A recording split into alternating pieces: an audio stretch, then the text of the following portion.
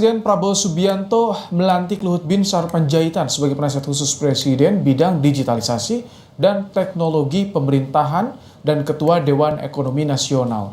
Luhut bilang diminta membantu Prabowo dalam tata kelola digitalisasi ekonomi.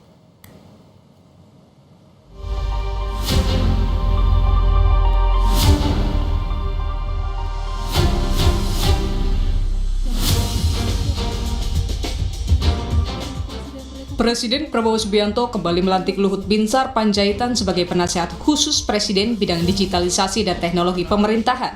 Setelah sehari sebelumnya Luhut dilantik sebagai Ketua Dewan Ekonomi Nasional bersamaan dengan Menteri Kabinet Merah Putih. Ketua Harian DPP Gerindra, Sufmi Dasko Ahmad menanggapi soal dua jabatan yang diemban Luhut Binsar Panjaitan di era Presiden Prabowo Subianto dan Wapres Gibran Rakabuming Raka. Wakil Ketua DPR itu bilang Luhut akan memberi masukan dalam mengambil keputusan.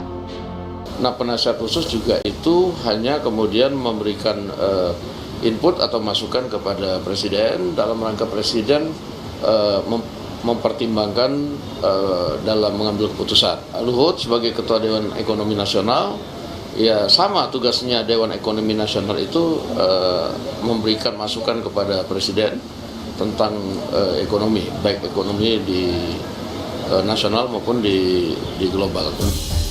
Luhut sempat membocorkan pesan Prabowo usai pelantikan dirinya sebagai Ketua Dewan Ekonomi Nasional Senin siang mengenai tata kelola dan digitalisasi.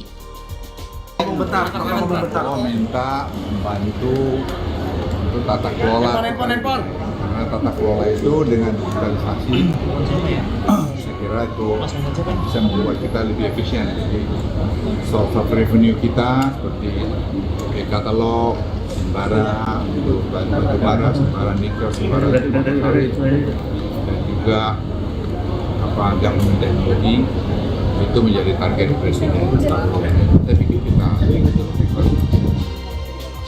Hingga sore ini, Prabowo telah melantik 48 menteri, 56 wakil menteri, 7 utusan khusus Presiden, 7 penasehat khusus Presiden, dan sejumlah kepala badan untuk mencapai target program unggulan pemerintahan Prabowo Gibran. Tim Liputan, Kompas TV.